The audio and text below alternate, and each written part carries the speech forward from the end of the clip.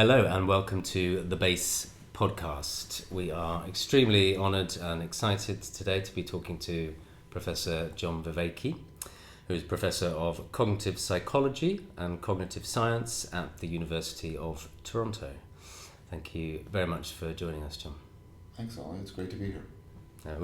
As we say, we're incredibly honoured to speak to you. We've both been fans of your work for a while, and we're really interested to see how your work, I suppose you're most well known for this YouTube series Awakening from the Meaning Crisis, which is I think over like 50 videos on YouTube, which is a synthesis of cognitive science, philosophy and history and neuroscience, and it offers not only an examination of the crises of our times, but also attempts to find ways out of the meaning crisis and find solutions, I suppose, yes. Or offer solutions. Yeah.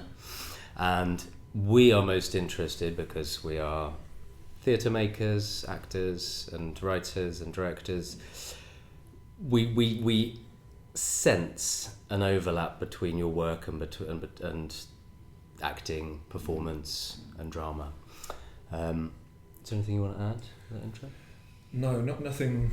No, it's great. I think I was just saying to John before we started recording that about 5 years ago, I felt like I was in the meaning crisis. I think I maybe have awoken from it in some ways, and I came across John's videos, and they were sort of like a revelation to me, and they sort of moored me back into the world, and it was a great source of education for me, and I learned. I just learned. You take us through so much in this series. It's just one of the most incredible things I've ever seen. And yes, it was some of the episodes were quite frightening. I found one of the episodes was so sort of mind altering that I couldn't.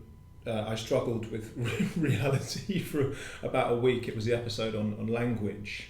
And I'd love to talk to you about that, and if we can today. I started the way you broke down language and talked about metaphor. I began to hear my language as it would come out of me, and understand. Understand. I started to just hear all these words were metaphors, and it was almost like I felt quite disconnected from reality at first. But the series is just absolutely incredible, and an incredible education for anyone watching. I suppose maybe we could just you've probably spoken a lot about this over the last few years, John, but the meaning crisis itself. What is the meaning crisis, and is it still going on? It's getting worse. It's getting worse, right? I'm 1 degree of separation away from Sam Altman. I talk to people who've talked to Sam Altman, and his main concern for the release of ChatGPT 5. He wouldn't use these words exactly, but I'm not putting any words into his mouth, so to speak. It's going to pour fuel on the fire of the meaning crisis and really accelerate it, make it worse. And social media has accelerated it. And the problem with the meaning crisis, there are symptoms of it, but they feed back in and exacerbate the meaning crisis, political gridlock, which is simultaneous. We can't seem to get everything done, but we vacillate and oscillate between increasingly more and more extreme positions, things like this. At the heart of the meaning crisis is the proposal that human beings have a need for meaning, not the meaning of their sentences, although that's not excluded, but that's not what we're primarily talking about. We're talking about the way people's experience of the world, the way they make sense of the world themselves with other people within the world, right? That's the best sort of analogy people have for trying to talk about that. Somewhat ineffable is it's something like the way a sentence means. Like a sentence hangs together in the right way. It's intelligible. You can connect to the world through it. The world can reach into you and change your beliefs through it, reshape you. And what people are investigating is what are the dimensions of this? What causes people to lose it? etc. And so there's sort of a scientific question, scientific, cognitive, scientific, philosophical, psychological question. What is it we're talking about?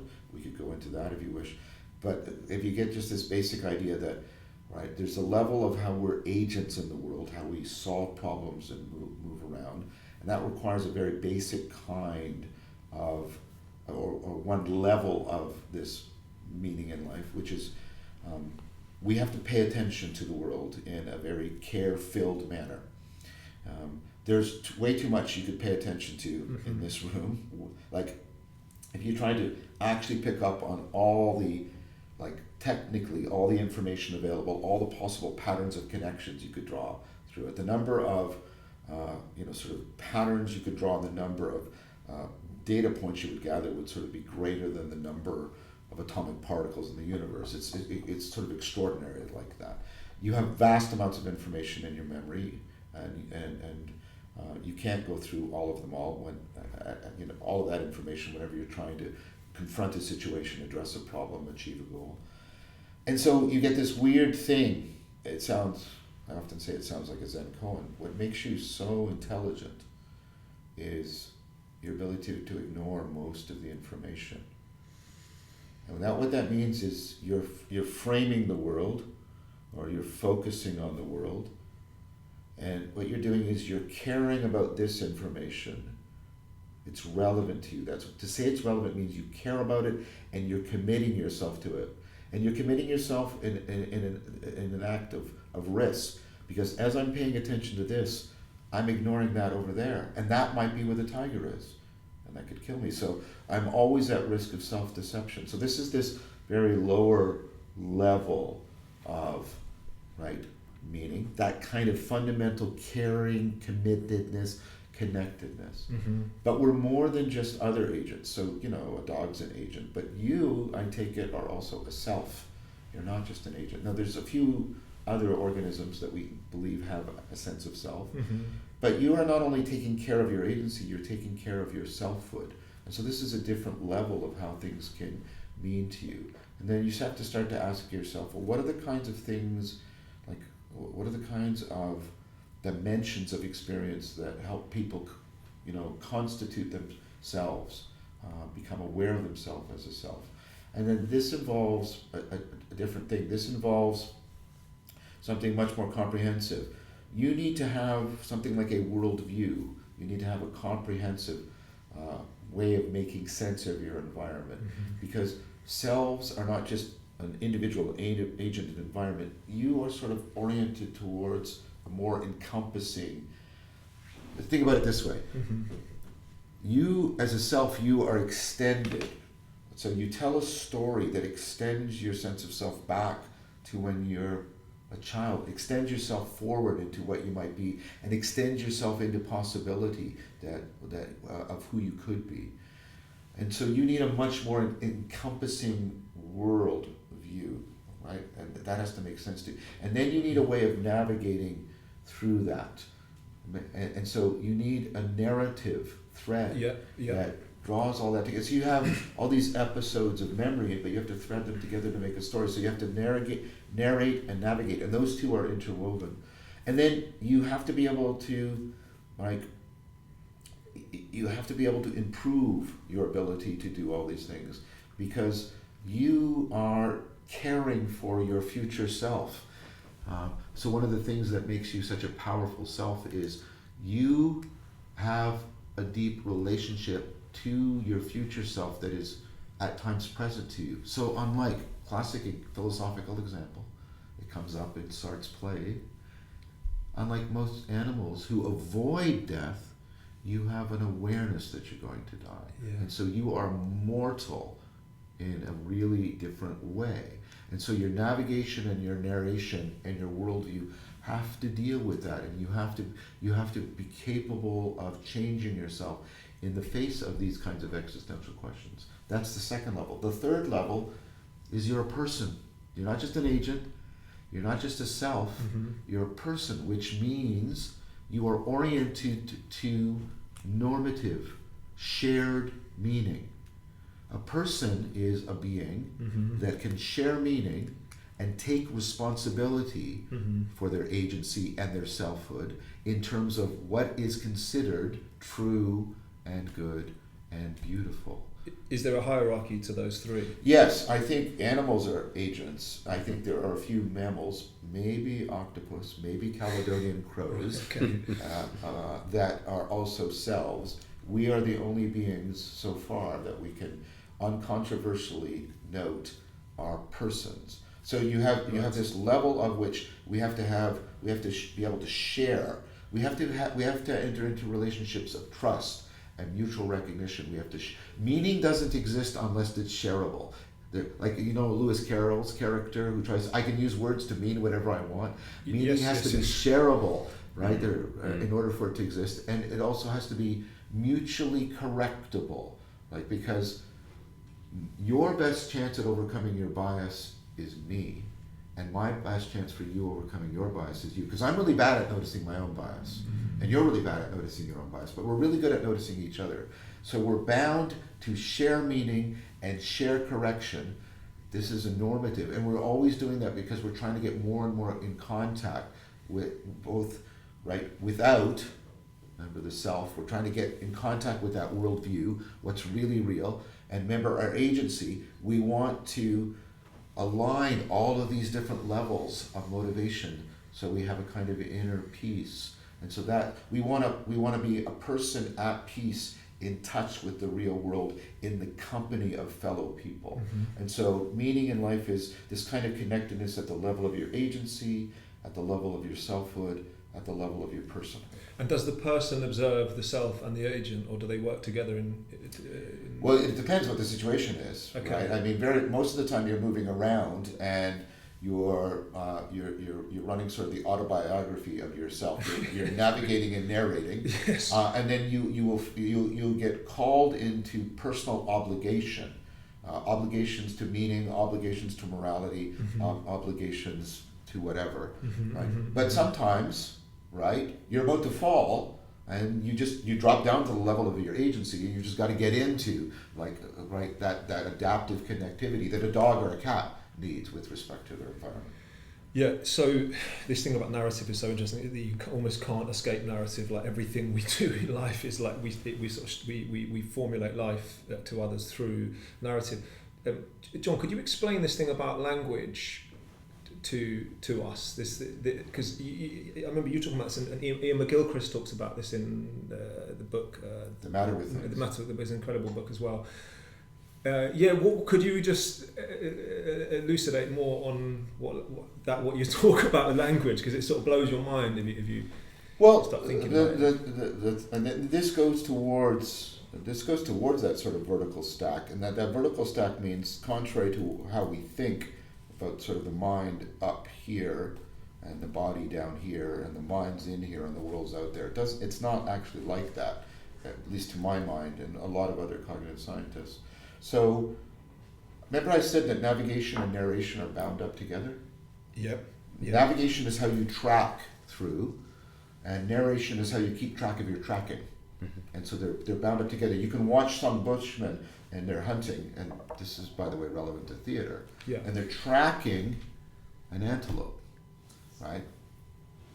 And then they lose sight of the antelope, because they practice exhaustion hunting, which is they track the animal until it heat exhausts them, then they kill it, right? We can't run fast, but we can run forever, and we can follow tracks really, really good, and we throw really well. Those are our superpowers, and we can band together. That's the fourth superpower. But they'll be running along, and they'll lose track of the antelope. And what they'll do is they'll drop in, and one of the hunters, will assume and start acting the role of the antelope. They'll take a certain posture, take on the demeanor and the manner of the antelope, right? And then what he'll do is he'll get into what you might call the story of the antelope. And where would the antelope go? And then you can see he'll have an insight, and then that'll reorient to how he's looking at the environment, change what he's finding salient, and he'll go, there, that's the way we go. And then they pick up the trail again. Right. So we are always doing that, the narration and the navigation. Now, to get to your point, when we're using language, we think we're moving around, and notice what I'm doing. I'm inherently doing it. I'm using metaphor and gesture. We think we're moving around in an abstract space, and what we're actually doing is we're repurposing all of that cognitive learning for physical navigation and narration up into moving through abstract space. Yep. The space in which our selfhood and our personhood to some significant degree resides. Mm-hmm. So this goes to the theory of Lakoff and Johnson about what they call conceptual metaphor. I think their discovery of the phenomena is brilliant, and I think their cognitive explanation of what's at work is not. So I won't get into that. People don't want to. Your listeners don't care about academic minutiae like that.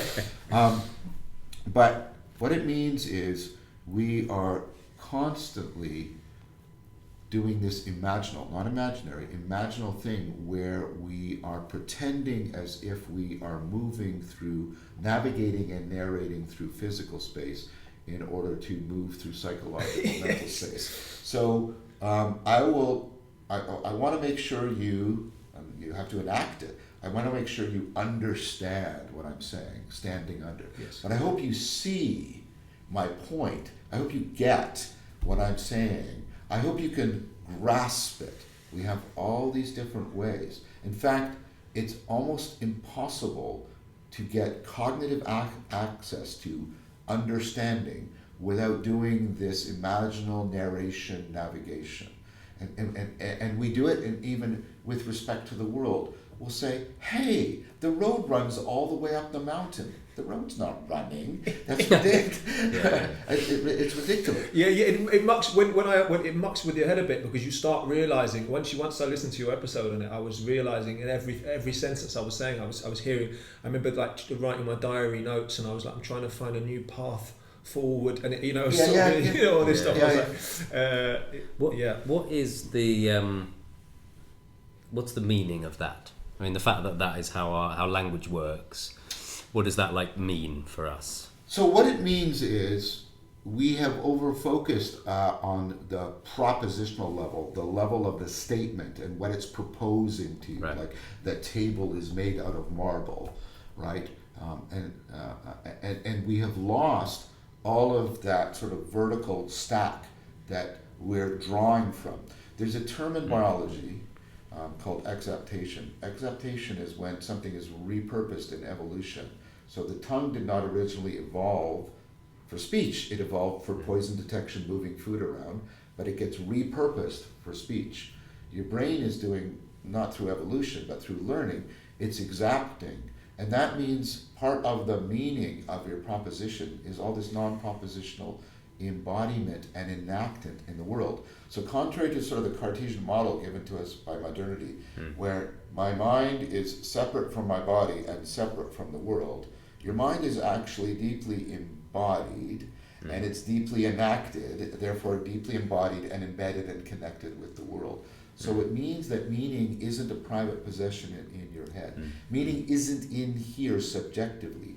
Meaning is that, what I've coined the term transjective. It's the connectedness between you and the world, both vertically and horizontally. Fascinating. Can I go back to the meaning crisis, because it's quite sad to hear you say that it's getting worse. Yes. Because you're probably right, but when I found that when people like you were rescuing, I felt like rescuing people out of this. We sort of been sleepwalking through a meaningless, materialist world for like 30 years or so, and just the normalization of like lots of things. I don't want to sound too moral about this, but like just the normalization of like pornography, the normalization of like just low level behavior, and like the lack of sort of connection to anything sacred or divine, or the kind of the cynicism everywhere. Just everything's always cynical. Like it's just this cynical culture, and it's just lost. it's lost all meaning. And the call in the first video before the series begins that I sent to Ollie the other day, that feels almost like what we're trying to do with theatre and drama in a way, is go, well, okay, forget all the culture war stuff, all this back and forth, which you can talk about, but what is under here? What is this sort of history? What is the meaning of drama? What's the meaning of history? What are the meaning of these playwrights? What don't we know? Which is an unbelievable amount we don't know, particularly in our industry. I feel the level has got really low. But I felt like people like you, Ian McGilchrist, Jordan Peterson, Jonathan Pajot, some of these characters, I felt that they have pulled a lot of people out of something. Yes. And they've got huge followings. Peterson sells out kind of at the O2 Arena. I've been on tour with him. Yes. Okay, yeah. So it's like, it does feel, and McGilchrist the other day, I heard him saying something, he does feel there's been a shift. And you've got lots of these people converting to Christianity. You've got like Martin Shaw and Paul Kingsnorth. So lots of people have kind of, something has happened, but you're saying it's got worse. So in the sense that I think more and more people are moving from sort of that numb marginalization of the distress to a more pronounced, foregrounded distress around this. Because loneliness keeps getting worse. The number of close friends we have goes down reliably by decade. And that's in the face of all of the hyperconnectivity we get through social media. So the number of people we trust and commit to and care about that also trust us and commit and care about us is going down. And remember, that's a lot of what goes into meaning. And related to that is we have what's called a trust apocalypse. So reliably, what is happening is trust in all of the major institutions, education, legal institutions, political, economic, religious, trust is going down dramatically. This is why we have this emerging, growing demographic of spiritual but not religious, which means I know I need to be doing more to cultivate meaning and wisdom, but I don't trust anybody else or any institutions to help me with that, so I have to do it on my own. And that is very, very problematic in a lot of ways. It gives you a kind of tragedy of the commons. Do you know what tragedy of the commons is? No. Okay, tragedy of the commons is each individual does something that to their own egocentric perspective makes sense, but as you all do it, everybody suffers loss. So it's 1929, the stocks are going down. What do you do with your stocks? You sell them. But because you sell them, this price keeps going down, so everybody, and then what happens to the stock market? It crashes, the economy tanks, and your business dissolves, and everybody's moving, right? That's the tragedy of the commons. So as each one of us sort of draws back away from a world we don't trust, a world that's burning out, right? And as we get more and more lonely, and we try to sort of cultivate this all on our own, that seems like what we should do. But it actually is severing all of these, the shared meaning, the shared correction, the shared aspiration, because meaning is an aspirational term. It's not just a descriptive term. When I say your life is meaningful, I'm not just describing it. I'm recommending it. I'm saying it's good, right? And so all of that gets lost because there is no purely subjective self-correction. There is no purely subjective meaning. And so it seems like the right thing for people to be doing, but it's actually making things worse. And COVID showed that. COVID demonstrated that. So that's the dark side. There is a light side, Morgan, and I want to address it, because you get all the symptoms of loss, and then you get all the symptoms of sort of neurotic displacement, like, everybody takes a religious attitude to the MC universe of Lord of Rings, or you have pseudo-religious ideologies that drench the world in blood, or you have the weird thing that nobody trusts political institutions, but everything is rendered political as we try and pour right? What used to be carried by religion into the political arena, only to find repeatedly that doesn't fail. We pour religion into our romantic relationships. We're searching for the one that will make our lives. You will rescue me from my despair. You will give me my future. You will restore my agency and my selfhood and my personhood. You will do. And of course, no human being can bear that burden. And so that's the displacement. Then you get what you've already noted. You get Jordan Peterson, Ian McGilchrist, Jonathan Pajot, and I guess I'm in that company of my usual suspects. Why such appeal to our work? Because we're putting into articulation something that people have an inchoate sense about. Mm-hmm. But you also have positive responses, Morgan. You have sort of, rather than just loss or displacement, you have a healthy replacement. You have the mindfulness revolution. I have criticisms of it, but nevertheless, that I also teach it and teach about it. People are trying to transform themselves in a comprehensive way, all the way up and down that stack, all the way in and out. You have the psychedelic renaissance. Why is this happening? Because people are seeking that self-transcendence. They're seeking a transformation of their worldview. They're seeking something they can trust. There are more Stoics now than were ever alive in the Roman Empire. Stoicism is burgeoning. A proposal that meaning in life and wisdom have to be cultivated together. You have a lot of positive response, and part of it is, right, and I'm very critical of Christian nationalism, so I want to say, if we want to talk about that, we can. But there is a recovery by a lot of people. So one of the most overwhelming groups of people that give me feedback on my work is, you helped me return to Christianity. You helped me return to Judaism. You helped me return to Buddhism. And so the answer is both, Morgan. That's what I'm trying to say. It's both. It's getting worse and it's getting better. Yeah. Isn't this all to do with God? Like, doesn't it like come down to this that just that leap of faith to say, because all of this, when I hear the word spiritual, I'm just saying, well, that's an acknowledgement of something beyond the physical, and if something's beyond the physical, then there is something. There's some sort of eternal source. There's something. There is God. It's about so yes and no. Because I want to take this very carefully. Yes. And this is part of the consideration in the work I'm doing for my next big series, the Philosophical Silk Road. I think that this is a proposal that goes back to Plato. What we're looking for is we're looking for that vertical connection, so that all of our different centers of action and motivation and our agency and our selfhood and our personhood are all properly aligned. We want inner peace. So whatever is satisfying our desires, right, we don't want it to cause internal conflict, internal chaos. We want that kind of positive inner peace, Plato called inner justice. So if I say to you, well, you can have a lot of wealth and a lot of sex, but it's going to tear you up inside with guilt and a sense of inauthenticity, and you're going to be constantly conflicted and ruminating. Would you take it? People say, no, I don't want that. I'd rather have much less and have a kind of inner peace. But what people will say is, and this is really interesting, do you want inner peace if what's giving you inner peace is a fantasy, not real? They'll go, no, I don't want that.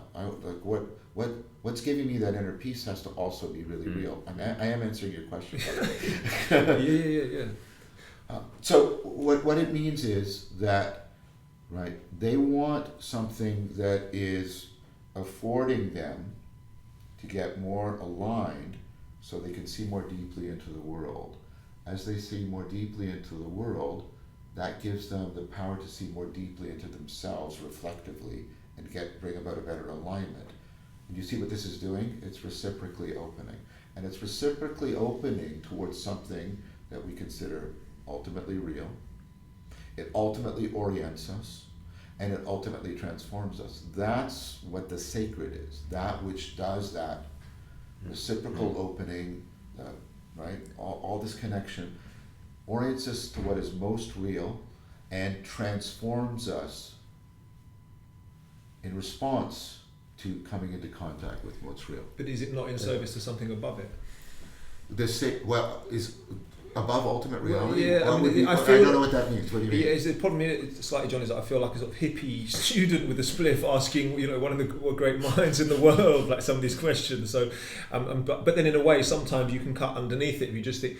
I suppose that the meaning crisis, in some ways, the simplicity of it was the absence of God. I know that word is a complicated, big word, but I felt like... Oh, I misunderstood what you're asking. But see, the reason I want to say it is because the meaning crisis in the West would be articulated as the death of God. God is tot, Nietzsche. God, but people misunderstand that as just simple atheism. The madman says, no, when the madman, that's Nietzsche's pronouncement, God is dead, he said, and who is he talking to? He's not talking to Christians, he's not talking to Jews, he's not talking to Muslims. He's talking to the atheists. That's who he's prophesying to. He's trying to say, don't you understand what we have done? We have taken a sponge and wiped out the sky. We have cut ourselves off from the sun. We are forever falling. That's what I mean. I'm talking about that. See, the sun, it shines light, it orients you, it's more real. He's talking about that loss of the sacred. Our way of understanding the sacred in the West is something like God. But even what that means, that can mean a person, or it can mean something like an absolute no-thingness. But you see, for somebody who's in Buddhism saying, well, you've got to recover God, they're going to look at you like, what? There's no God in Buddhism. But if you say, well, you got to orient to ultimate reality in a way that's going to transform you, and I get what you mean, enlightenment and nirvana. See, that's why I don't want to just use the word God.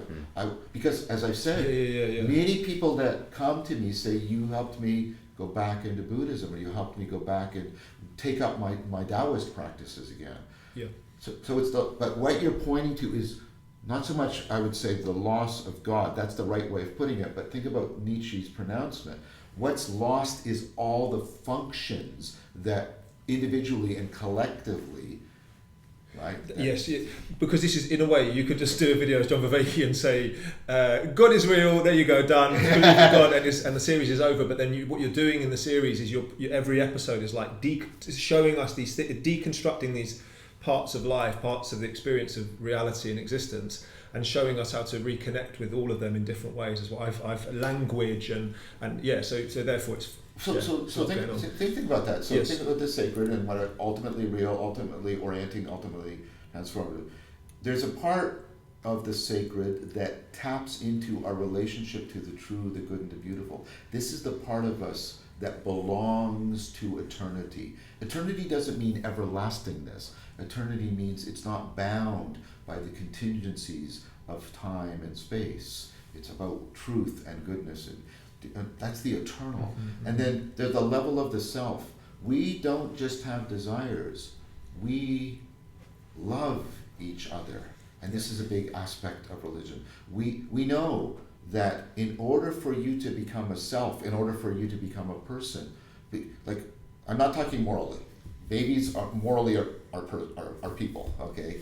But they don't have a sense of self, and they can't actually pursue the true, the good, and beautiful. What turns them into selves that become persons? Agapic love. Yes. Right? Okay, so that's part of religion here at the levels, and then down here, your agency. You want to, Taoism, I'm a Taoist. I do Taoist practices like Tai Chi Chuan because they get me into the flow state. They get me into that profound state of resonance with the environment when I feel that one with it. Like when I'm doing martial arts. Yeah. Religions are trying to do all of that. And that's what I mean by the sacred. I'm remembering your. Sorry, Ollie. I feel like I'm saying so much here, but I spent so much time with this series, and I was rewinding things all the time, and then I've listened to tons of your other discussions. The agapic love. Agape. What does agape mean in Greek again? Agape is the Greek word for. Okay, so there's three kinds of love. There's a word that means desire, yes. And then there's eros, which doesn't mean just sexuality. In fact, part of the problem with the modern world is we have reduced eros to sexual desire. Eros needs to be rehabilitated because eros actually means that within us that wants to become one with something. Yeah. So the mystic experiencing oneness with God or Brahman, that's erotic. That is profoundly erotic, right? Philia, which is in the word philia, Sophia, the love of wisdom, is fellowship. It's the love that is born from the fact that we can all reciprocate with each other and do things together that we couldn't do on our own. Agape is the love that a mother has for a child, because it is the love that turns, right? Again, I'm not speaking morally, but in terms of cognition, it turns a being without a self that is not a person within a commercial. So you can watch a child. They start out as merely an agent, and you give them agapic love, and then with time they become a 2-year-old, a tyrannical little self that's not a person, right? And they're trying to just carve out and then they become this angel, a 4-year-old, because they start to wake up to personhood, because they start to realize that they are committed to reciprocal recognition, forgiveness, and trust. Yeah, I'm thinking of my son as you're saying this. Yeah, he's seeing the journey, yeah. Right, and so... So yeah, with the agapic love, just the thing about, I remember when I was listening to your series, my son had just been born, and you talked about you almost feel like you are God when you have a child. You take part in agapic love. And this is not blasphemous. This is classic.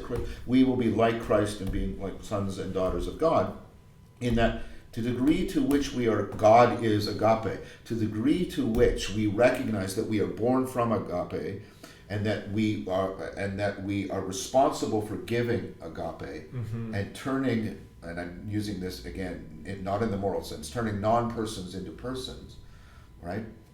That's the core. You have something very similar in Buddhism. You have karuna, compassion. It's that kind of love. Another aspect of the meaning crisis is we've lost all of this complexity, all of this dynamics. We've lost philia. When was the last time you heard somebody use the word fellowship? Talking about Lord of the Rings, probably. Yeah. We've lost eros, and we have basically not understood that agape is supposed to be something massively shared, not just some small thing. Of course it should be between you and your child, but the Christian proposal, the Buddhist proposal is, but you can exapt that. Remember exaptation? You can exapt that into everybody else and onto the whole world. I wonder if we can. I mean, it's fascinating. We could literally talk for hours and hours about this. But I wonder if we could pivot a little bit to theatre and performance. I want to. Well, let's go for that. Yeah. Well, so you said something really interesting a little bit ago about. It sounded like that might be a possible, like, early, maybe even the first instance of performance and theatre, with the. People tracking the antelope and then becoming the antelope. Do humans have that from the word go, or is this something that this ability to project and perform as something else? Is that a stage of development of consciousness? So we don't have any good evidence for. So human beings are around biologically and even technologically, probably 300 BCE, 250.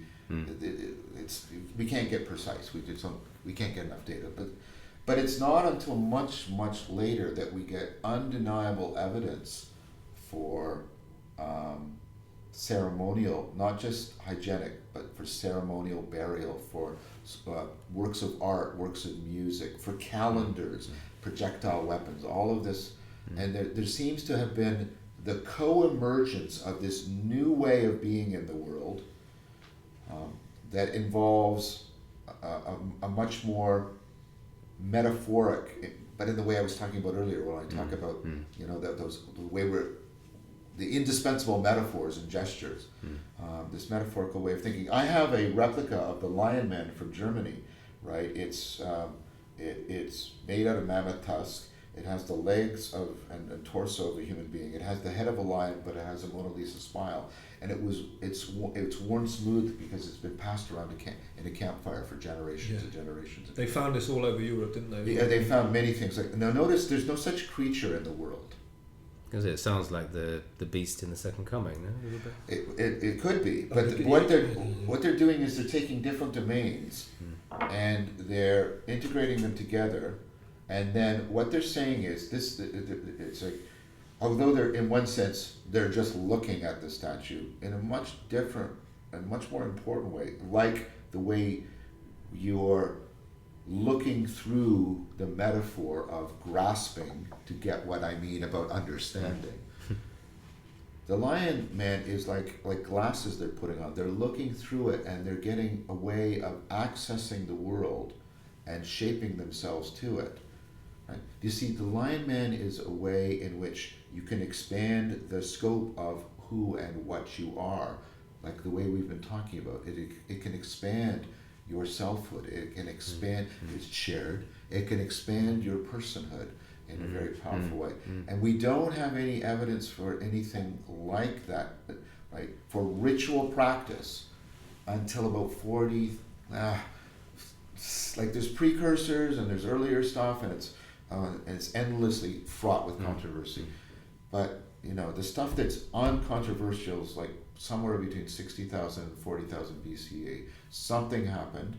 Many people, myself included, think what happened is the emergence of ritual, the emergence of something like shamanism, and Victor Turner and other people have argued that's the birthplace of theater.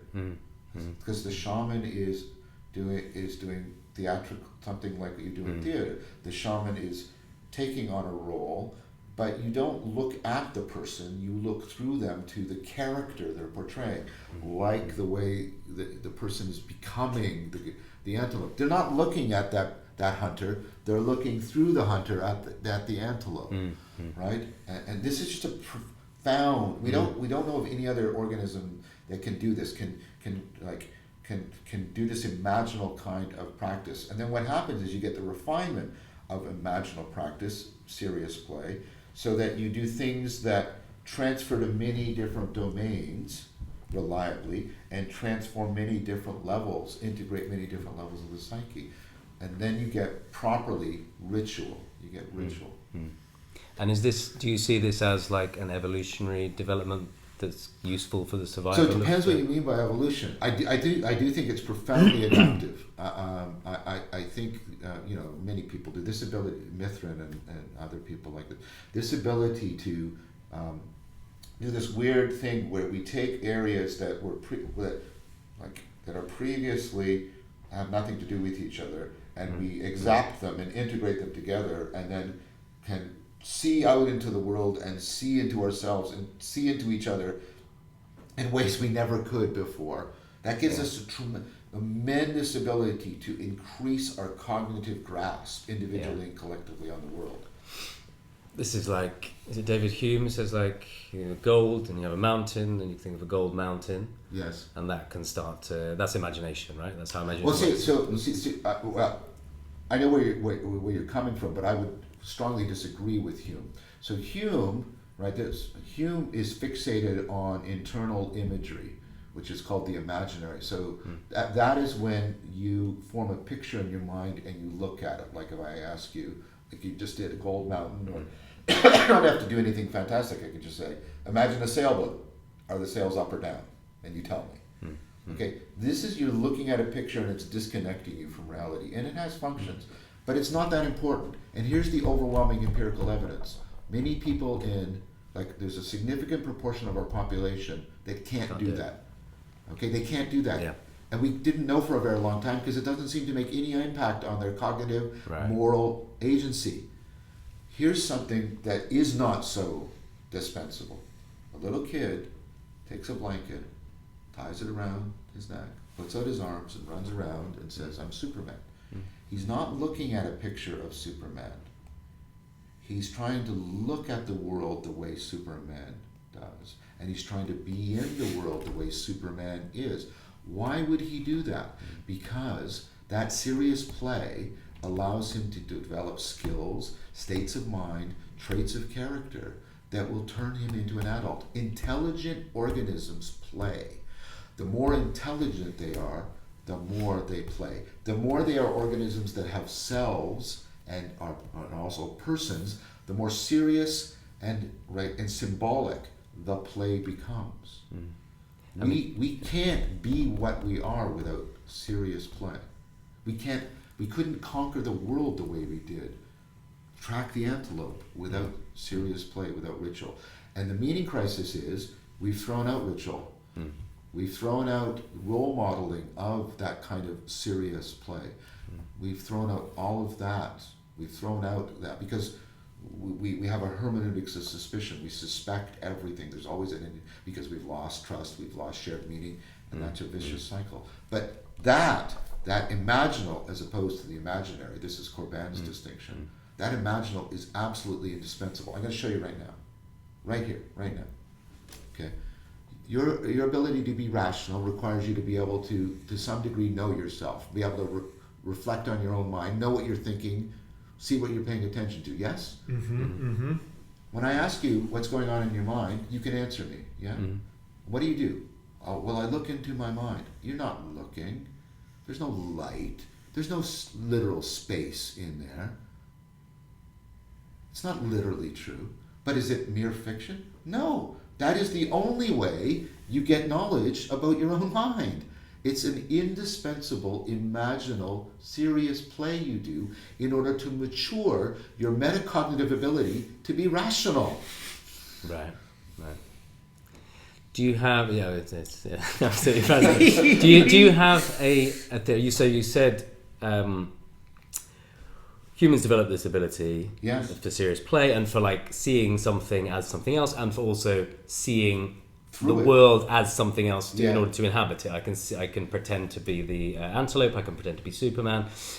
We can get on to like how that overlaps with acting. Of course it does. But it is acting, right? But do you have a theory of when that develops into a thing we call theatre, where groups of people look at other groups of people who are pretending to be things, and there's a story? Do you know what I mean? Yeah, I do. I mean, of course, this happens, and one of the really powerful things, right, is like drama and theater is a cultural universal. Like you find it cross-culturally. There seems to be aspect, and Victor Turner talks about this, when the shaman is doing certain kinds of ritual, there's a performative aspect to it. Often an altered state of consciousness takes on an alternative identity, but there's also a narrative as he navigates himself through his soul flight, either into the overworld or to the underworld, which is all imaginal. And it's like, that's a ritual, yes, but it's also, how different is it from theater? And so the one I know the most about, and I'm not an expert by any means, is like, it looks like Greek theater, Greek plays, sort of evolved out of some kind of shamanic ritual performance, probably associated with Dionysus, because he's a very shamanic kind of guy, god, I should say, right? And you know, and Nietzsche made a lot out of, you know, Dionysus and Apollo being the sort of two spirits moving through all of tragedy. And notice all of the plays are about mythology. They're not, right? And so, and there's a tremendous ritual aspect to them. It looks, and we can't quite tell when this began. It probably starts at least with the bards who are traveling and reciting Homer, but they're not just reciting it. They're doing the shamanic, they're enacting it, they're trying to make them, they're using gesture and tone and dance and music and probably acting in order to get people to see Achilles fighting Hector, and there's that, and then there's the shamanic ritual. You know, who's the first Thespis? Do you know Thespis? Well, the first That's actor. where the first actor is where the word thespian comes from. There's like a statue of him. He was the first actor who used to take his show around. I don't know if it's about like 500 BC. I know Aeschylus is the first kind of recognized playwright. And the first play we got is Persians, which is actually an amazing play. Yeah, it's brilliant. And the Festival of Dionysus every year was the date they had the competition on when the Greek plays used to enter. And there's all these. I've talked about this quite a lot on podcasts. Is that Oedipus Rex was like third place that year. Yeah. And then we don't even know who the first two plays are, which is kind of wonderful and terrible at the same time. But yeah. So that's our understanding of theatre history is around that 500 BC, isn't it? Yeah, theatre. Then you've got the Iliad and the Odyssey. What is 800 BC, 900 BC? So the events probably take place before the Bronze Age collapse in Mycenaean Greece, and then they get passed orally through the Dark Age, and then they get taken up and probably written just when literacy, because literacy is lost, when literacy is coming back, plausibly, again, everything has to be said very carefully here. Yes. Plausibly, one of the first things that was actually written down was Homer. The Iliad probably first, the Odyssey second. In the Yeats play, The Resurrection, that we're doing, it's an argument between the Greek and the Hebrew. And that's the whole setup of the play, isn't it? It's quite an interesting kind of moment in history. Anyway, sorry, you were going to say something. Do you have any thoughts about... So let's say, theatre is kind of telling a story for a group of people, and we've developed the ability to do this. Is this functional? Is it about unifying the group? Does the audience expect to be changed? Is it like a holiday for them? Is it like a festival? Is it just fun? Or is there an attempt to sort of spiritual change and development? Well, this was the thing the Greeks themselves were perplexed about, right. And the first theory about what's the function of this is Aristotle's catharsis theory. But of course, nobody was, but the fact, it didn't end there, which tells you that nobody thought, well, that might be a dimension. Nobody thought, yeah, that's it, we're done. We now know what the function of theater is. Like the word, we get the word theory from the Greek word theoria, which means to travel and see something you haven't seen before that will transform you. And theater was often... Sorry, to say that again. The word theory comes from... The Greek word theoria, right, which means to travel and see something you haven't seen before, which will transform you. So, such as? What might that be? Well, that might be traveling to the oracle at Delphi, or it might be traveling to the festival of Dionysus to witness a play that is going to change you and transform you in some way. I think the function of theater, my colleague Keith Odley was talking about this in terms of theater was where we ran the first simulations, way before we had the internet or computers, or like where we did simulations. Was theater.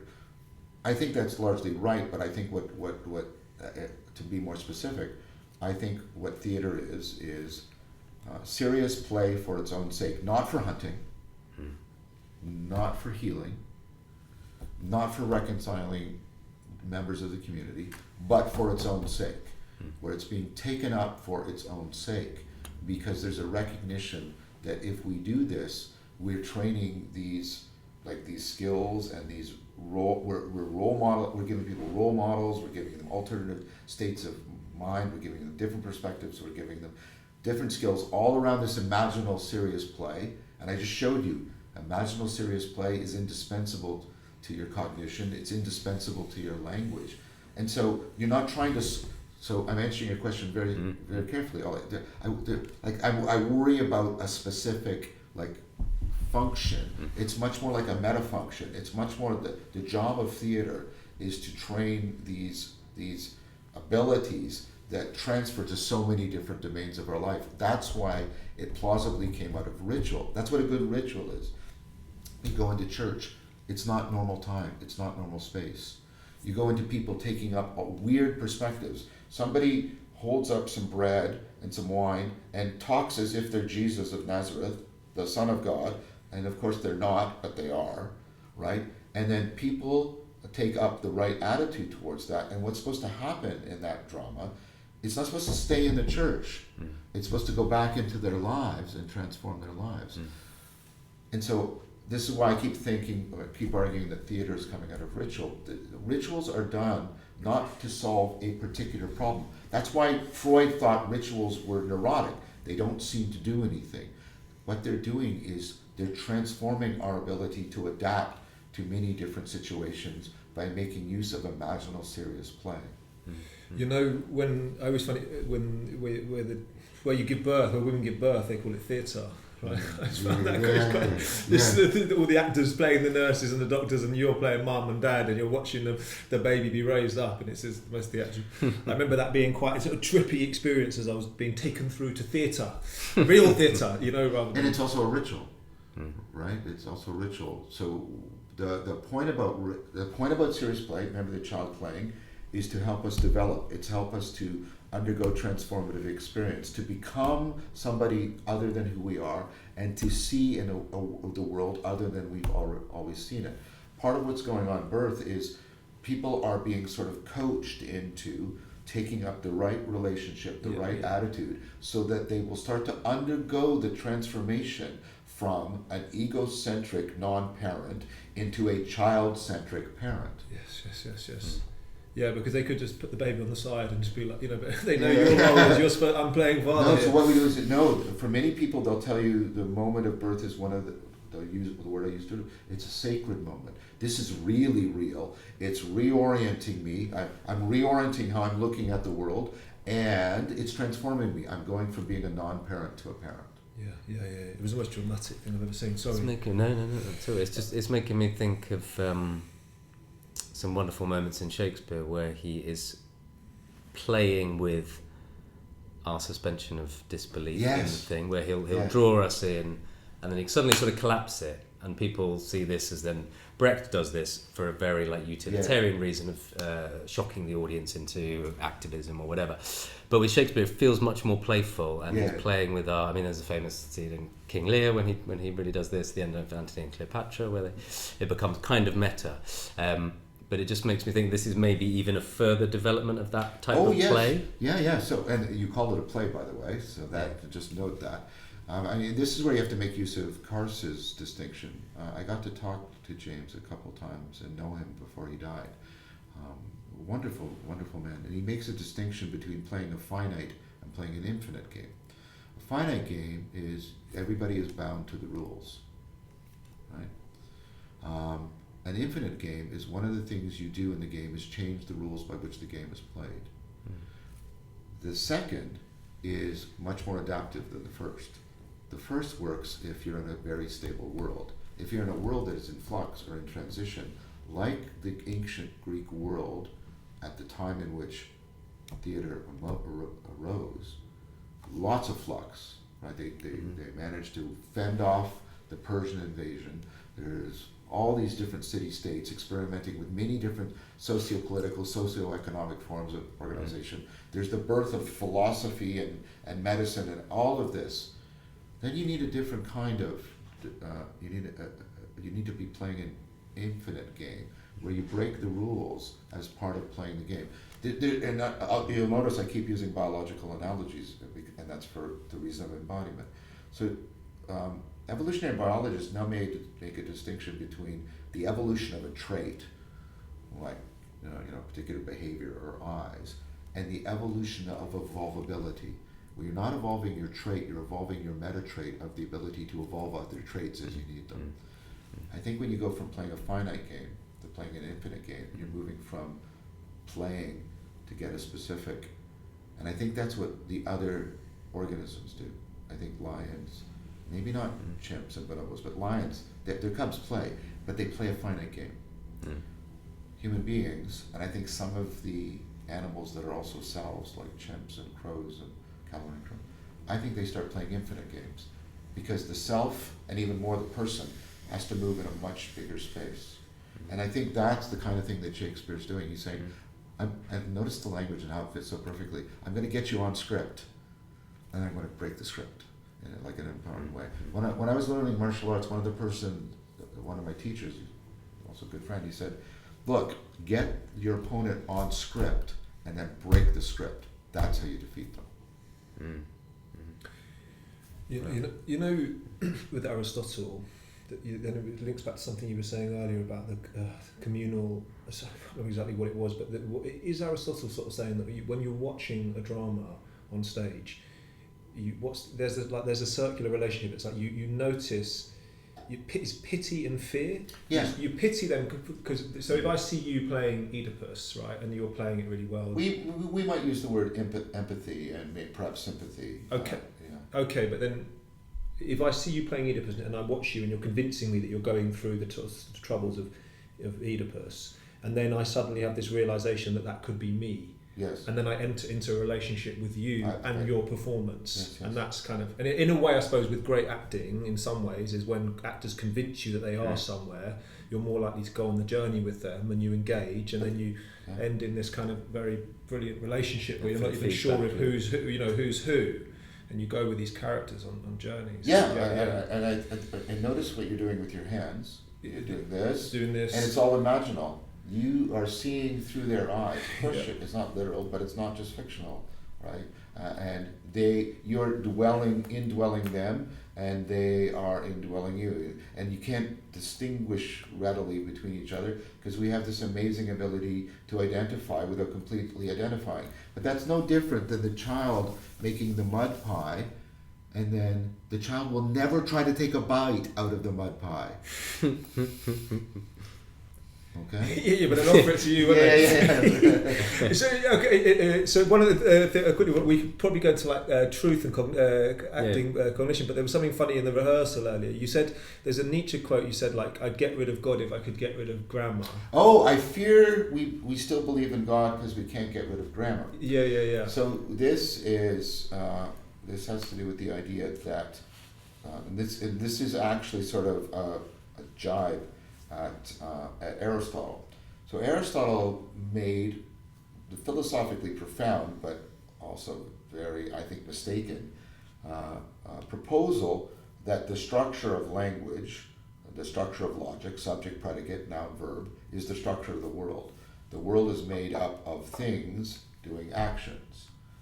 And then that compels us, for whenever we witness a process, to look for the subject of the process. So for example, I have to use like Indo-European. This is not a universal, but it's a good example. Right? It is raining. Well, what's the it? There's a phenomena, and we're looking for the subject, that we're looking for the noun behind the verb.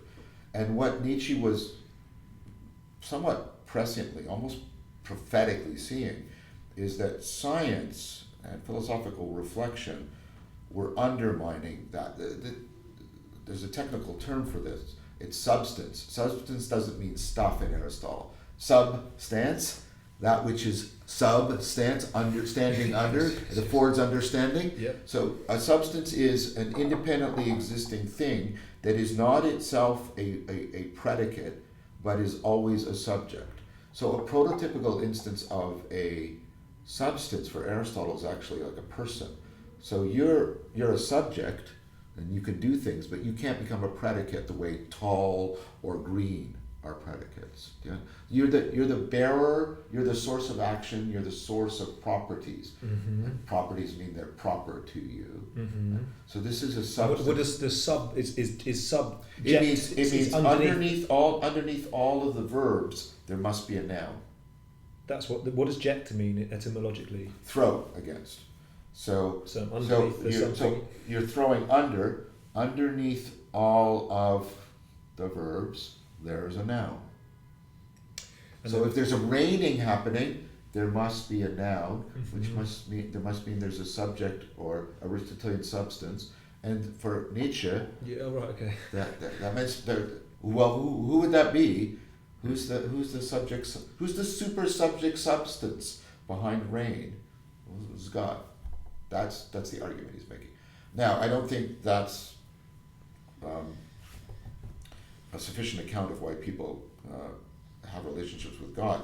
But Nietzsche is making a very powerful point that our conceptions of God are bound to, in the West, this notion of God as sort of a particular subject, a particular person, a particular independently existing thing. And that has largely suffered devastating criticism both within philosophy and science. Yeah. How do we get subjective meaning? Belonging to the subject as opposed to belonging to the object. Got it. Yeah, you can. It's always good with words just to think. I always just think, where have I heard that bits of the word before? And you just kind of put them. Oh, come. Yeah, and project is when you throw project. Project. I remember getting very interested in the word virtual. Because virtual comes from vir, which means man, and virtue, and actually sort of means real at some point. And then I was interested in how it came to mean virtual. Well, virtual originally meant. It's still in the phrase like in virtue of. It means that which makes possible, sort of like a power or an affordance, and so it has to do. See, power is a real possibility, right? It's not just a fictional power. When you say that has the power to do something, it's not actually doing it. It's not acting that way, but it is really the case It's a real possibility. In fact, Aristotle coined the term potentiality, that it will do that. And so virtue points to your capacity to be a person, which is your capacity to care about what is true, good, and beautiful. That's what it did. And then what happened is the possibility part went into virtual reality. A virtual reality is where we're playing in a possibility space, not an actuality space. And would it be the structures of our language? So earlier in Actor, we were doing practicing the scene, and he's playing the Greek, and Ollie's playing the Hebrew, he's playing the Greek, and they've just discovered that Jesus might be the Messiah kind of thing. And the actor ad-lib, he sort of improvised the word Christ, right? Okay, in the scene. And it was quite a funny little moment because he was saying Christ, and he said it, and I was thinking it's sort of how normal it is within our language to just say these like religious Christian words all the time, and it's like we're almost like trapped within language of the belief in God. But if I misunderstood, this is what I thought about what it was like. You're trapped within grammar because ultimately it's been created through thousands of years of kind of religious belief. You still live within the language because that's the only thing you have to navigate reality. So, I don't think you misunderstood at all. I think what Nietzsche is referring to is we do see the world as independently existing things. I think it's a profound mistake, and by the way, this is in the Eastern Orthodox Christianity, the Cappadocian Fathers, Christian mysticism, Eckhart, the no-thingness of God. God is not a thing. Heidegger made a brilliant argument about this. God is not any kind of individual being. God is the ground of being, reality itself. Mm-hmm. Which means God can't be, if God is just a thing, he's just, however big of a subject he is, he's just another thing amongst a system of things that depends on the power of being in order for it all to exist. Mm-hmm. And so Nietzsche is criticizing something. I'm not saying Nietzsche is an Eastern mystic or anything like that, but Nietzsche is criticizing that something that is already implicit in German culture, because it's coming through like Eckhart and Rhineland mysticism about like this idea that we have to break out of a language. And what we typically do, and you were doing it, Morgan, you're right, we're bound to language, mm-hmm. but we're using gesture and serious play and imagery to try and break out of that. And Shakespeare, he takes you on these journeys out of the bounds of typical language, and he takes you beyond, and you keep going beyond. Yes. If you journey with him, and you you study these sort of astonishing, sort of philosophical kind of ponderings that the characters seem to constantly make in discussion, in drama. It's like a sort of they're doing that in those great monologues and stuff. They're doing that in a real feedback thing, like you were saying earlier. They say something, they hear it in the space, they hear the audience hear it, and that prompts another thing. That was very helpful for me as an actor, thinking that when I'm doing a monologue or something like that, I hear my own words and they prompt the next thoughts, and you hear other people hearing them. And well, you both know that what we're just talking about, that trying to break out of language. Eckhart invented the word breakthrough. Durchbruch. We're breaking through it, but we break frame, but then we have to make frame again. We take off our glasses and we wipe them clean, but we have to put them back on to see if we can see more deeply or better than we could before. And so Shakespeare is a wordsmith. He's responsible for all these new words, neologisms. Our vocabulary is enriched, and not just our spoken vocabulary. Our conceptual vocabulary is enriched by that process of breakthrough, because he gives us new ways of being and seeing, new ways of speaking and conceiving and doing the imaginal. He widens, Shakespeare is heroic in this sense. He widens the field of human experience. That's why thinking of theater just as entertainment is a mistake. Like, of course it can be, but like the widening of the field of human experience is what great theater does. And that goes back to its original functions of how it widens the kind of being we can be, from our agency into our selfhood, into our personhood. Yeah. Theater should always be about that. And that is a kind of serious play. Yes, Yeah. always. And we're doing it for its own sake Yeah. because we have come to, I think, the correct conclusion that persons are intrinsically valuable. And anything we can do to widen the field of human experience, widen selfhood, widen personhood, should be done for its own sake. Yes, yes. Fantastic. Okay, so I just want to sort of pull into the discussion on truth in performance. Okay. I think this would be interesting to discuss with a cognitive scientist. We as actors often, I suppose one of the questions is like, what is truth? Right, what is truthful speech? Oh, that easy one. In relation to performance. Perhaps. Yeah, I'll bring it in. I'll bound it into something smaller. So I find fascinating about this sort of elusive craft of acting is that we as I said to you before we started, you can be in a scene on a TV set and 5 or 6 of you are here and we've got cameras filming our different takes. And you can hear, I remember doing this scene and this girl started talking and she suddenly sounds like she's actually talking. And the rest of us sound like we're acting. And as actors, ultimately, one way or another, however you get there, most actors are trying to get to that place where they sound like they're speaking as a human when they talk. Even if it's big and it's in a big space and you're playing Hamlet, it needs to sound truthful, full of truth, right? And it happens. Occasionally you're just in a scene and you start talking to another actor and you feel like you're in a scene and you feel like you're experiencing the character's life, and then the audience probably likely will go, I believe this is more profound and realistic because it's happening. I'm just curious to explore with you what is truth in performance, what is flow in performance, and maybe can you help us train us all to be a better actor with all your wisdom, John? I just wondered if you've got any thoughts on what truth in speech might be in performance. I wouldn't be so pretentious as to think I could train you to be better actors. But see, truth is very fraught. Part of the meaning crisis is that we've reduced truth to just a property of our propositions that we should believe or not. That's why ideology and identification with our ideologies and ideological warfares are so symptomatic of our time. But that's not the only kind of truth. There's the truth that when your aim is true, this is when your skills reshape reality.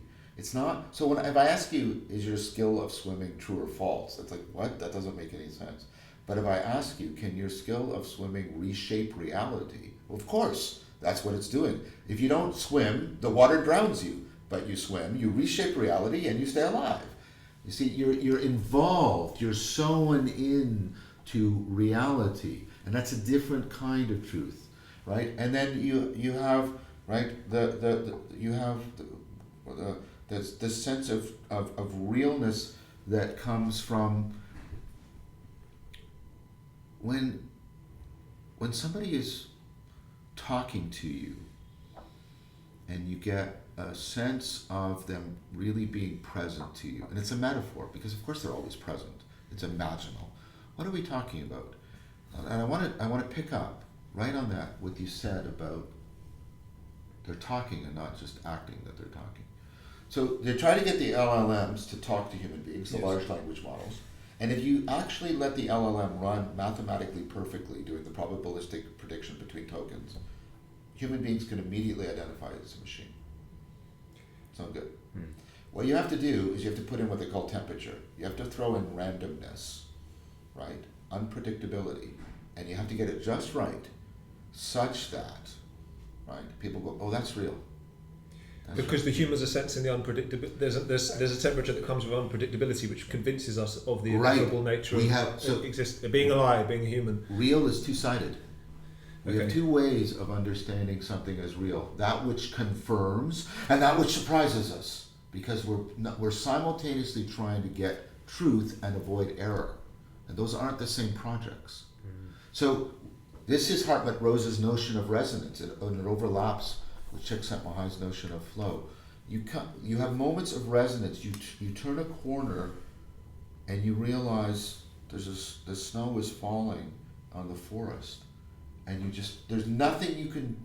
The only appropriate thing is to wonder and witness. And he's got a book entitled this, The Unpredictability of the World.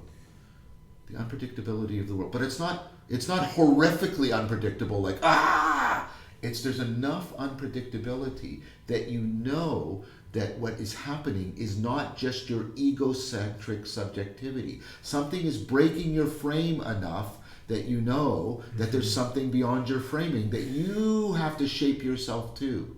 That's realness. That's being really present, really resonating.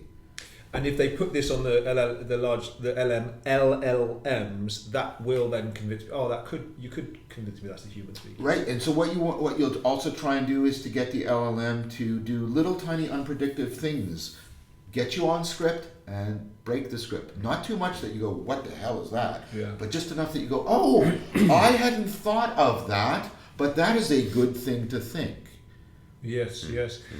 Howard Barker's had that interesting quote, the inconsistency is the first law of reality. Was that what he said? This playwright is quite sort of he likes to really break the flow of the story all the time. Reality too much for most audiences.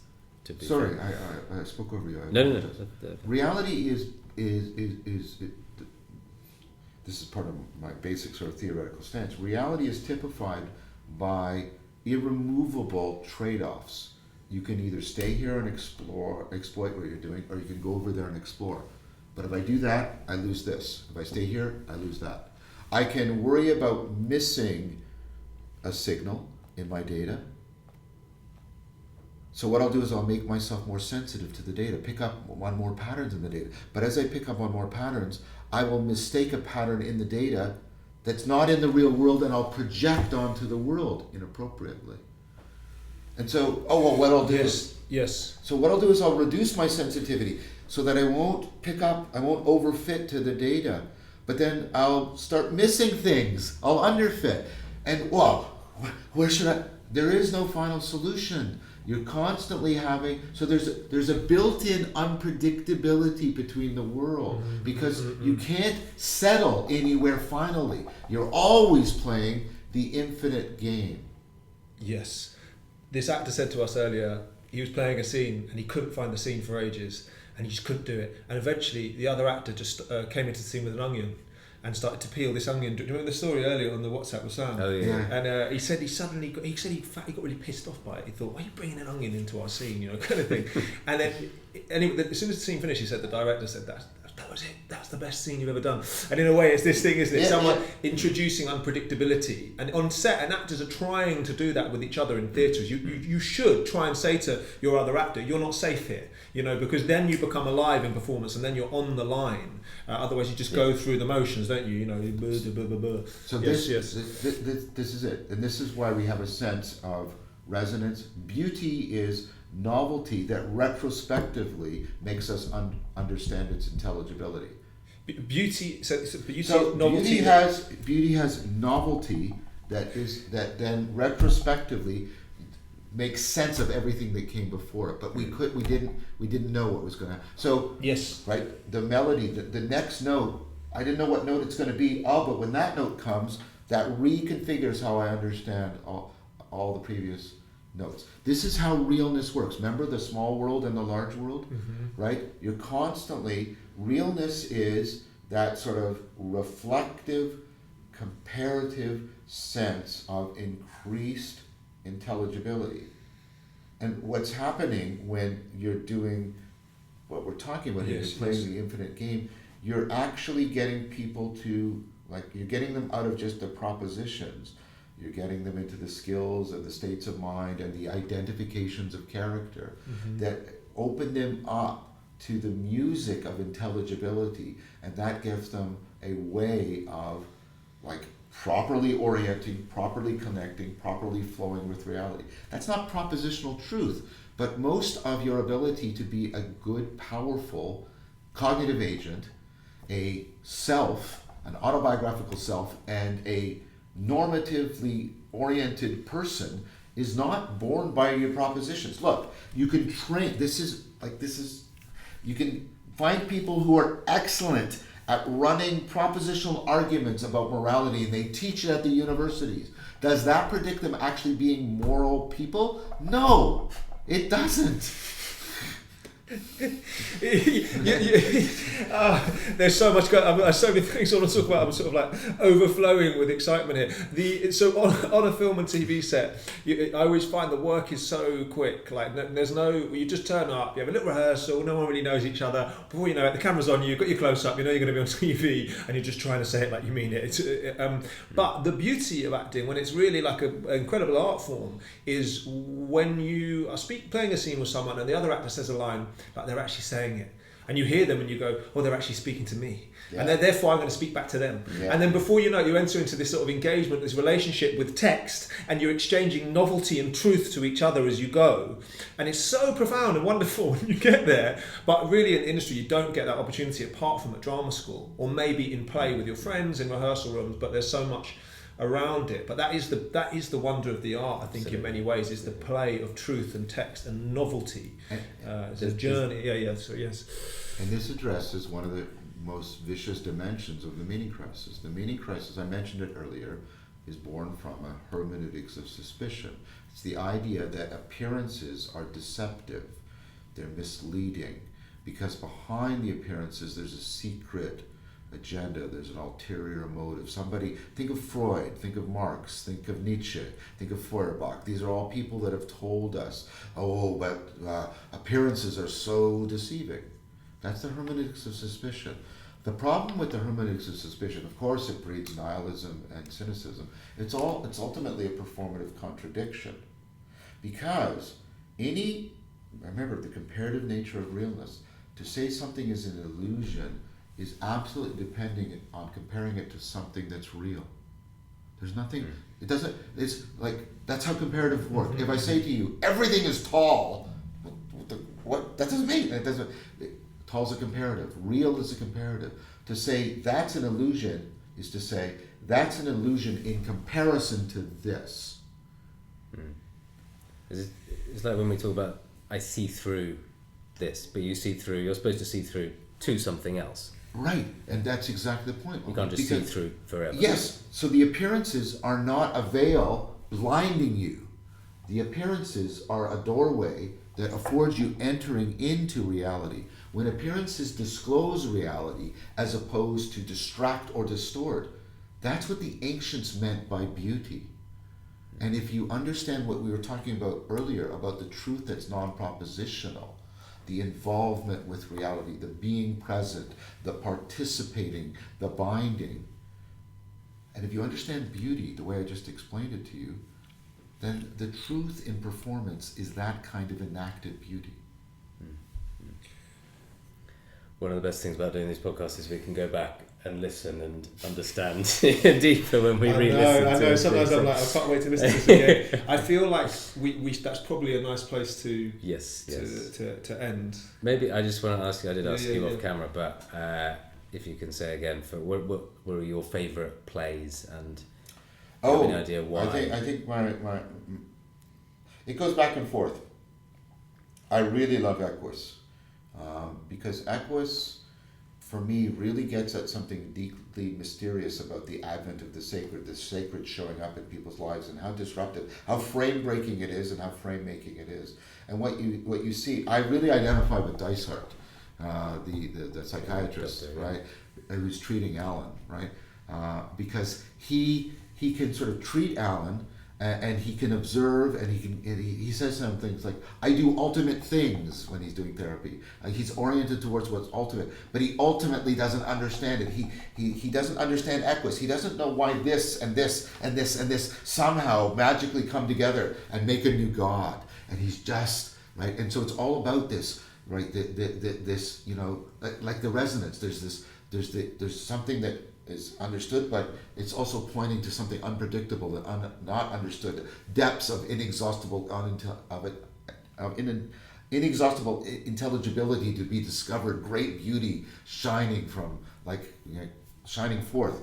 So I love it because I identify so strongly with that character, because I feel like Dysart, especially at the end of the play where he says, and I have the bit in my mouth, like he's bound to Equus.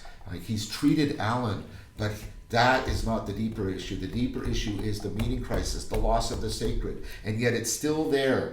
We haven't really gotten rid of it with our secularization. It's now lurking, and the place where it erupts is only in neurotic distress, and yet there's something, and he longs for the sacred, and he longs for it outside of psychiatric psychotherapy. So that's why I love Equus. And is there another one you mentioned? Yeah, Long Day's Journey into Night. Yeah. Because Long Day's Journey into Night is one of the first plays that really seriously talks about addiction, and not just as like a chemical demonic possession. It talks more about it in terms of like Mark Lewis talks about, the reciprocal narrowing, the loss of agency, the loss of selfhood, the world becoming more threatening, and how these are reverberating against each other. The character is shrinking, and her world is shrinking, and the people that are around her are getting drawn in, and they're trying to resist that shrinkage and that loss. But as they try to pull away, right, she gets more and more distracted, and the complexities of that are just, and the script is just so, it's almost lyrical. It's incredible, isn't it? And it's got like, it's what I suppose my taste is sort of slap bang in the middle of that, where it's a modern play. It kind of depicts reality as we know it, but it has this, I mean, it's like a Greek tragedy, basically. Exactly. It has this Greek dimension, this ritual dimension. And it keeps gesturing towards something beyond the naturalistic without making any pronouncements about the supernatural or anything. And the way that it ends, I was happy once, and like all that stuff. I was like, whoa! I find it very, very powerful. I'm going to be seeing Oedipus Rex tomorrow night. I like Oedipus Rex a lot too, but everybody should like Oedipus Rex. So the ones that are particular to me, I think, are Equus and Long Day's Journey into Night. Amazing. Yes. John, thank you so much for your time. Thank you, I John. hope this was useful to you. Amazing discussion. It's a dream. It's a dream. Yeah, absolutely fascinating. And people can obviously follow you on YouTube. They can follow me on YouTube. They can take courses with me through the lectern. I'm doing a course right now called Realizing the Imaginal. And they can find me in the book that I've co-written with. The book is better than the series, by the way. Awakening from the Meaning Crisis. I'm gonna buy it. It's out on Amazon. Working with Chris dialogically and with Madeline, but especially Madeline Ibrahim, but also Christopher Master Pietro. The book is better in many ways than the series, and that's out right now on Amazon. I can't wait to buy it. And there's another series after Socrates as well, right? After Socrates, so Awakening from the Meaning Crisis is very broad and extensive to get people awakened to the meaning crisis. After Socrates is to propose for people who no longer can find a home within the legacy religions how a Socratic way of life is still viable and powerful. Not only sort of theoretically, but also there's a lecture about the whole Socratic Neoplatonic wisdom cultivation tradition, but there's also a course of all kinds of practices you can do leading up to dialogical practices and shared practices, so that you can not only propositionally learn about a Socratic Platonic way of life, but you can actually non-propositionally, in an embodied, enacted, extended way, go through the transformation that will help you, ameliorate the meaning crisis. Yes. An absolute pleasure. Thank you. Thanks. Thank you so much, gentlemen. Great pleasure for me.